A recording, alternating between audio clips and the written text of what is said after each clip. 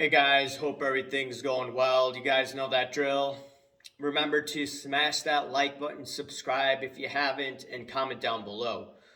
Okay, I'm going to be doing a video on has gold and silver bottomed? So, this is what I used to talk about all the time back in the day.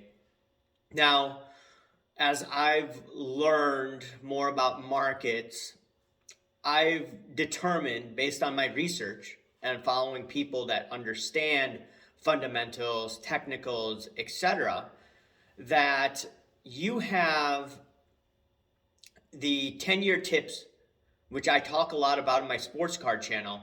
This yield is looking to be topping out. It's what, 1.7%, I think.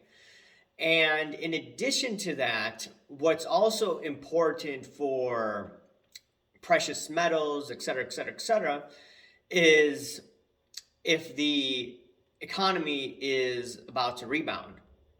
And someone may argue, hey, look, 1970s, gold and silver did well, and the economy was experiencing stagflation, et cetera, et cetera, et cetera. There's a different time frame. You have to also remember 1970s, you had the US come off the gold exchange standard. You also had, before that, the US was pegging the dollar at what, $35 an ounce. So, long story short, the dollar was overvalued. So, gold just played catch up in the 1970s, in my opinion. And obviously, you had the correlation of positive interest rates versus negative interest rates. Now, we're at a point where if you look at monetary policy, the Federal Reserve raised interest rates again 75 basis points, what, 4 times in a row? So we have the Fed funds rate north of 3%. And someone would be like, hey, all these precious metals, you have negative interest rates. If you look at what the Fed funds rate is, what, over 3, and if you look at inflation, it's 8. That's negative interest rates. Why haven't gold and silver go up? Well, what I've learned is sophisticated investors look at the forward yield. So the 5-year tips, 10-year tips, I look specifically at the 10-year tips, and that's positive, right? So they're looking on the future and they're like, okay, the 10-year yield is what, 4%, and future inflation expectations are much lower than that. And that's how you get a positive yield of 1.7%. Now, I believe that yield is a bit over exaggerated at this point. Sometimes markets overshoot, and I expect a mean reversion. And why do I expect that? Number one, I expect the economy to get better. And two, I expect interest rates to go lower. I expect the US dollar to go lower. And when you have all of those combinations, that sets up a recipe for precious metals to go higher. In my opinion, I'm not telling you what to invest in. I'm not telling you what to speculate in.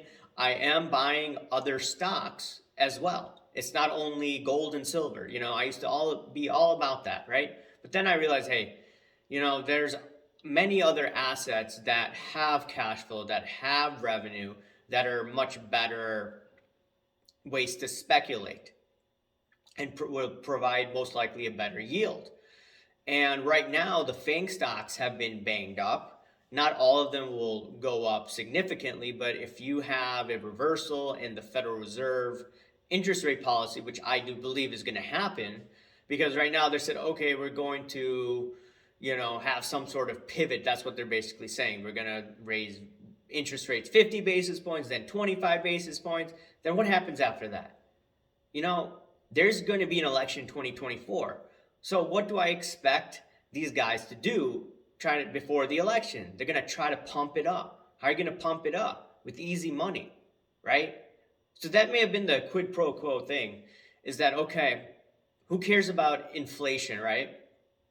Let's try to raise interest rates as much as possible, tank the election, get a divided president and a divided Congress, right? When you have a Republican Congress and a Democrat president, you tend to see good growth, right? This happened in the 1990s. Gridlock. Gridlock is good for the markets, at least in the short run. So I think that's the strategy where they're going to pump up the markets, easy money. And we're already seeing signs that the economy is a little better than what many people are expecting. I've stated this in my sports card channel. The Atlanta Fed GDP is 3.6% for this quarter. That is insane. That is crazy. I never would have thought that. So either the market has overshot to the downside or there's rosy expectations on the GDP side. Now, it could be in between. So I do expect, regardless of whoever is right, I do expect the markets to rebound within the next 18-month time frame. And this will probably be a good time to start closing out positions, in my opinion, of all types of assets during this next bull phase.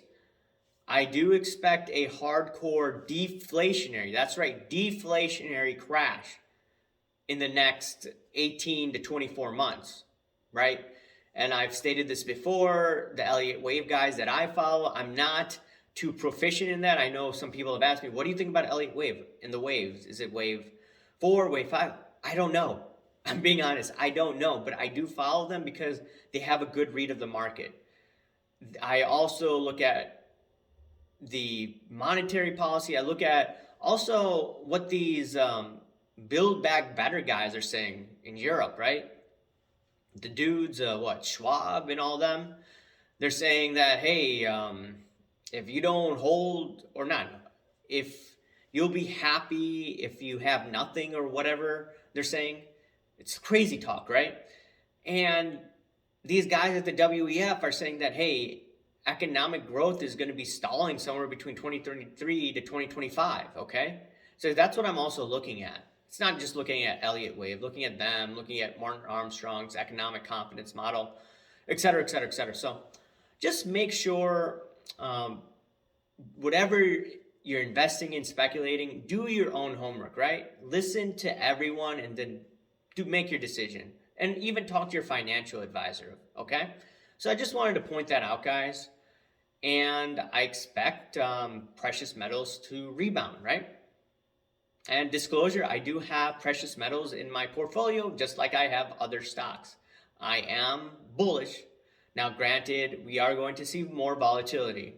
Election time, you also have situations with the Federal Reserve, headline risk, all that stuff. So it's not going to go up in a straight line, in my opinion. But anyways, guys, let me know what you think. Remember to smash that like button, subscribe if you haven't, comment down below, guys. Thank you. Bye.